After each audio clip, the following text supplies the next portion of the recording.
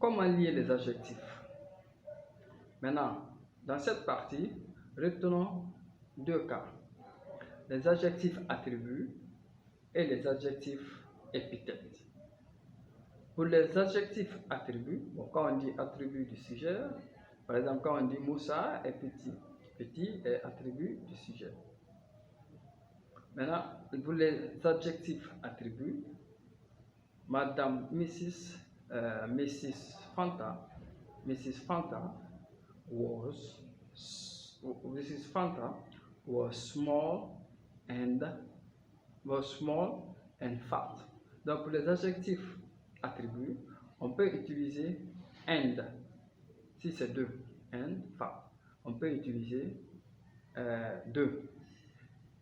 Les adjectifs attributs, on peut utiliser and, si c'est deux adjectifs. Mrs. Fanta was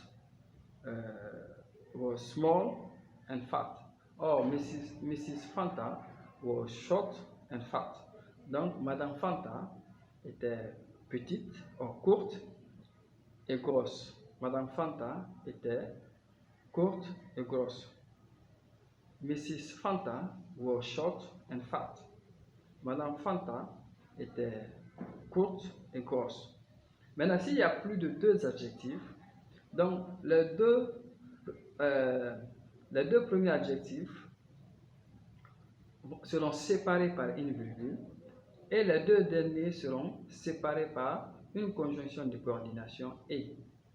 Par exemple, Mr. Rodney was short, fat and scruffy. Mr. Rodney was short, fat and scruffy. Donc, Mr. Rodney était court, gros et débraillé. Donc, vous avez vu, pour le troisième adjectif, on a mis et, and, scruffy. Donc, 1, 2, troisième adjectif séparé par et. Les deux premiers séparés par une virgule. Donc, quand il y a plus de trois adjectifs, donc c'est comme ça, on doit procéder à mettre la virgule pour séparer les deux premiers adjectifs et aussi utiliser and pour séparer les deux derniers adjectifs. Ça, n'oubliez pas pour les attributs, comment on lit les adjectifs. Maintenant, pour les épithètes, on lit les adjectifs pour les épithètes. Il y a trois cas. Le premier cas, c'est séparé par une virgule. Vous voyez, c'est séparé par une virgule. S'il s'agit par exemple d'une série de touches successives, par exemple quand tu dis un homme grand et lancé, ouvrir la porte. Maintenant, ça c'est caractéristique par rapport à la, comment on appelle ça, à la description.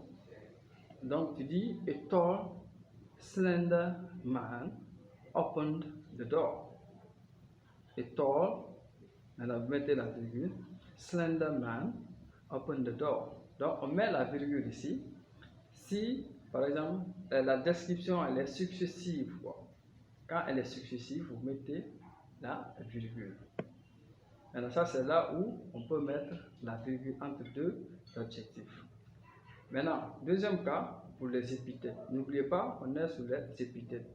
Épithète, ça veut dire que ce qui est directement avant le nom, tu vois, qui n'est pas après le verbe. Par exemple, la grande maison. La grande là c'est le grand Moussa. Le grand là est épithète. La petite classe, donc petite, là c'est, comment on appelle, c'est l'épithète. Maintenant, on peut dire aussi les adjectifs par and ou par et, une conjonction de coordination. Conjonction de coordination et ça ici c'est quand c'est une caractéristique de même ordre. Par exemple, on veut signaler deux couleurs différentes sur une chose ou on veut signaler deux choses sur une matière ou sur une fonction, parce qu'ils sont de même ordre. Donc on peut utiliser et. Par exemple, quand tu dis un drapeau noir et blanc, a black and white flag. A black and white flag. Donc ça veut dire un drapeau noir et blanc. Donc le et là est ici, c'est pour caractériser quelque chose qui représente deux choses, qui représentent un élément qui représente deux éléments dans une, comment on appelle ça, dans une matière. Ça veut dire la matière c'est la couleur. Et dans la couleur, nous avons différents types de couleurs. Vous voyez? Donc ce qui fait que on parle de la même caractéristique de même ordre. Par exemple, donne un autre exemple sur une caractéristique de même ordre, mais qui concerne la matière, par exemple. Quand on dit silver and copper arm, donc ce qui veut dire que une arme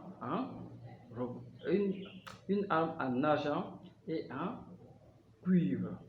Donc c'est pour cela qu'on utilise le et. Maintenant ici, argent et cuivre, c'est des matières. Donc l'ensemble ici, c'est la matière. Mais dans la matière, il y a beaucoup de types d'éléments.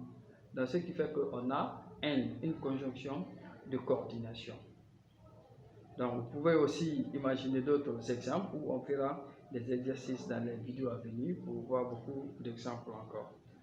Maintenant, ici c'est séparé par une conjonction de coordination et maintenant on va voir une partie où ce n'est ni séparé par une virgule, ni séparé par une conjonction de coordination. Par exemple, quel est l'exemple pour ça? On va donner un exemple directement pour bien comprendre.